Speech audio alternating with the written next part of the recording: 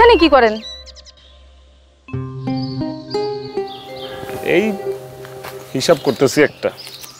কি হিসাব করেন? পুকুরে কয় কেজি পানি আছে সেই হিসাব?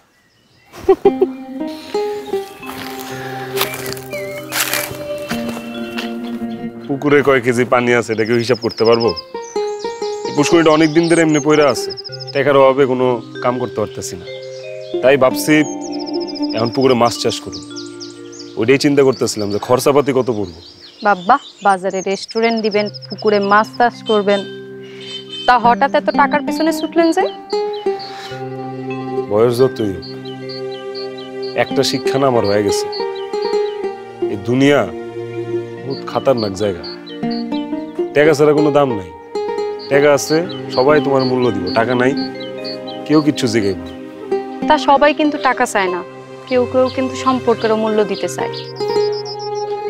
2 দিন আগে তুমি বলছিলা যে আদার ব্যাপারই হয়া জাহাজের খবর নিও না। দেখেন, আমি কিন্তু আপনার ভালোর জন্যই বলছিলাম। আমার বাবা জানলে আপনার ক্ষতি হইতো, আর আমি চাই না আপনার কোনো ক্ষতি হোক। আমার ক্ষতি হইলে তোমার কি আসে যায়? আপনার ক্ষতি হইলে আমার কিছু না, কিন্তু আমার কারণে যদি আপনার কোনো ক্ষতি হইতো তখন আমার ঠিকই খারাপ লাগতো। বুঝলা ফাতেমা, লটারিটা জিতার পর থেকে পুরো দুনিয়াটাই কেমন যেন বদলায় গেছে। সবার আচরণ পরিবর্তন হয়ে গেছে। সবাই সম্মান দিয়ে কথা কয়, ভালোবাসা দিতে চায়, দূরের মানুষগুলা আপন নিতে চায়। একটা কথা বলি, টাকার কারণে আপনার কেউ আত্মীয় হোক বা না হোক, আপনি টাকার কারণে আপনার কাছের মানুষদের পর করে দিয়েন না। টাকার অহংকার কিন্তু খুব খারাপ জিনিস। আচ্ছা যাই হোক, কলেজে যাইতেছিলা? যাইতেছিলাম, আপনারা দেখেই আগে আসলাম। ভাগ্য ভালো তুমি আমার কাছে আগে আইছো, নাহলে হুট করে রাস্তায় দেখা হইলে তো কইতে আমি তোমার জন্য খাড়ায় আছি। আপনি আমার এরকম খোঁচা দিয়ে কথা বলেন কেন? সেটা কিন্তু আমার একদম ভালো লাগে না। আপনি রাস্তায় দাঁড়া থাকতেন, তাই আমার ভালো লাগতো না, আমি সরাসরি বলে দিছি। মানা করছো দেখেই তো আর রাস্তায় খাড়ায় থাকি। রাস্তায় দাঁড়া না থাকা কি কারণে দাঁড়ায় থাকতেন সেটা তো সরাসরি বললেই পারতেন। আর রাস্তায় দাঁড়া থাকে কারা জানেন? রাস্তায় দাঁড়ায় থাকে হচ্ছে বাদাইম্মারা। আপনি কি বাদাইম্মা? না, আমি বাদাম হইতে যাবো। এই তো বুঝতে পারছেন। এখন থেকে আমারে দেখতে ইচ্ছা করলে আমার ফোনে কল করে, আমার নাম্বারটা রাখেন।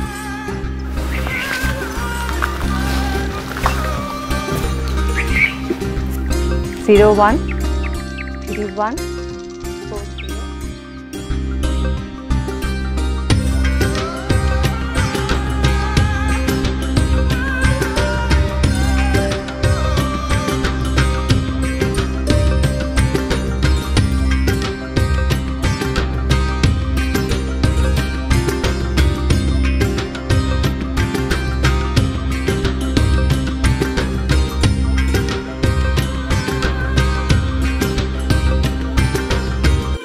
চেয়ারম্যান সাহেব, এটার একটা বিহিত করতে হইব আপনার। আহা, তোমার কথা তো সবই শুনলাম। আইজুল রে আইবার দাও, ওর থেকে হই না, তারপরে একটা সিদ্ধান্ত নিব, বুঝছো? আইজুল আইছে। আচ্ছা, আসসালামু আলাইকুম। ওয়ালাইকুম সালাম। সৌরভ ভাই, তুমি কখন ফিরছো? আজ সকালে।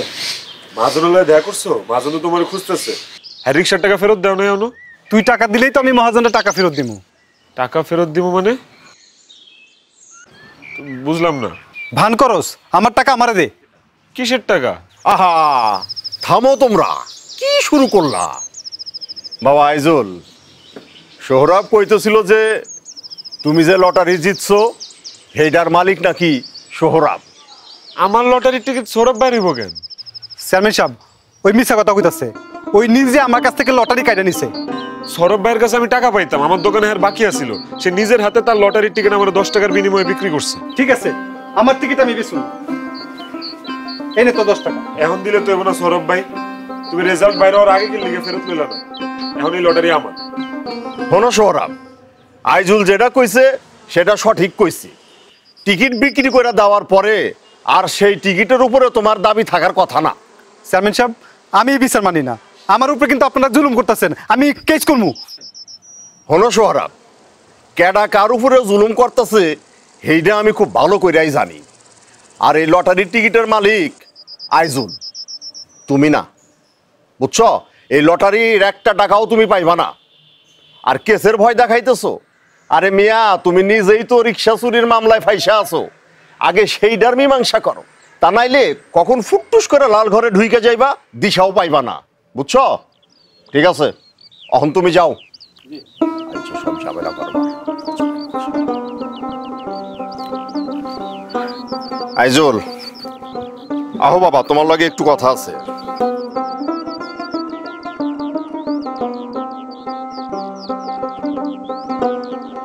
তা বাবা, ওই লটারির যে 30 লক্ষ টাকা পাইছো, ওইটা ঢাকায় আনতে যাবা কবে? চাচা এটা কালকেই চলে যাবো আমি টাকা নিয়ে আইতে।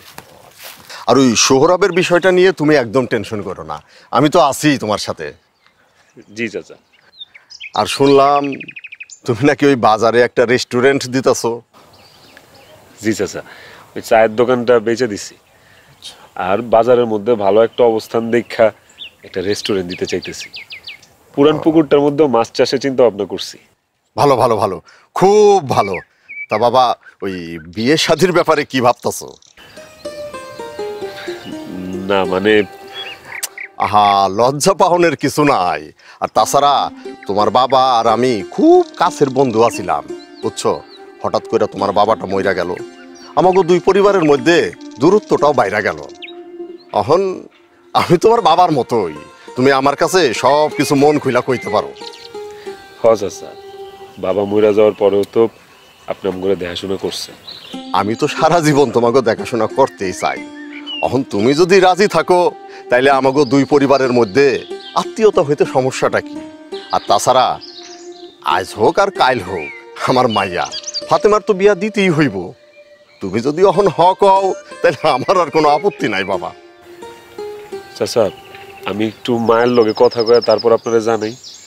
অবশ্যই অবশ্যই, তুমি তোমার মায়ের লগে কথা কইয়া তারপরে আমার এই বিষয়টা জানাইও। হ্যাঁ, তো এখন তাহলে বাড়িতে যাও। ওয়ালাইকুম।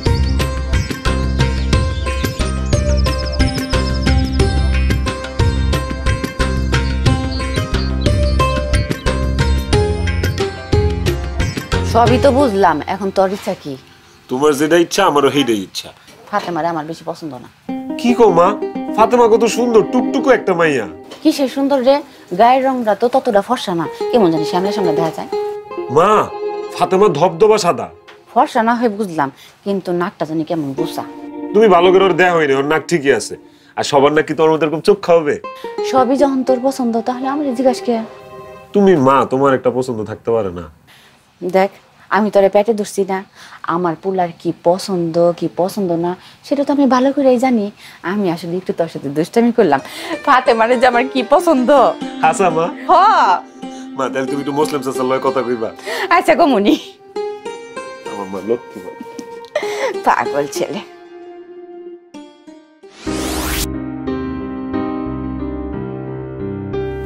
আচ্ছা, তোমার একটা কথা জিগাই। কোন? তুমি কি আমারে আমি লটারি জিতছি দেখে বিয়ে করতে রাজি হইছো, নাকি ভালোবাসা? আপনার কি মনে হয়? এই প্রশ্নের উত্তর তো আমার কাছে নাই। দেখেন, আপনি লটারি জিতছেন এই জন্য আমি আপনার বিয়ে করতে রাজি হই নাই, এটা ঠিক। তাই আপনি চায়ের দোকানদারি করলে তখনও আমি আপনার বিয়ে করতাম না। মানে মনে মনে আমি সবসময় চাইছি আপনি সমাজে ভালো একটা কিছু কইরা ভালো পর্যায়ে যান, সমাজে আপনার ভালো একটা পজিশন হোক। আপনি যখন চায়ের দোকানদারি ছেড়ে ব্যবসার কথা চিন্তা করছেন, তখন আর আমি অমত করি নাই। তাহলে তো এটা ভালোবাসা না, এটাও এক ধরনের লোভ। দেখেন, আপনি আমারে 3 বেলা না খাওয়ায় আর 2 বেলা খাওয়াইলেও আমি খুশি। আর আমার খাওয়া পড়া নিয়ে এত স্বপ্ন নাই, কিন্তু আমি চাই আমাদের বাচ্চা কাচ্চা হইলে তারা ভালো জামা কাপড় পরুক, ভালো খাবার খাক। আর সবাই তো ভবিষ্যতে নিরাপত্তা চায়, আমিও তাই চাইছি। আপনি নিজেও কিন্তু একটা নিরাপত্তা চান, আর এটাকে যদি আপনি লোভ বলেন, তাহলে আর আমার কিছু করার নেই। তার মানে চায়ের দোকানে কাজ করলে তুমি আমারে বিয়ে করতে না? আপনি চায়ের দোকানদারি করলে সেটাতে আমার কোনো সমস্যা নেই, কিন্তু আপনি যদি সারা জীবনই চায়ের দোকানদারি করেন, সেটাতে আমার সমস্যা। আর আমি চাই আপনি উন্নতির চেষ্টা করেন। গরিব হয়ে জন্ম নেওয়া তো আর অপরাধ না, কিন্তু গরিব থেকে নিজের উন্নতির চেষ্টা না করাটা তো অন্যায়। বুঝলাম, তুমি অনেক বাস্তববাদী। দুনিয়াটা অনেক কঠিন, এই কথাটা আপনিই একদিন আমারে কইছিলেন। আর কঠিন দুনিয়ায় বাইচা থাকতে হইলে শুধু ভালোবাসা দিয়ে চলে না, কিছুটা বাস্তববাদীও হইতে হয়। ভালোবাসা দিয়ে মন ভরে, পেট ভরে না। ঠিক কইছো। তুমি আমারে ছাইরা যাও না কখনো। আমি আপনারে কখনো ছাড়ব না।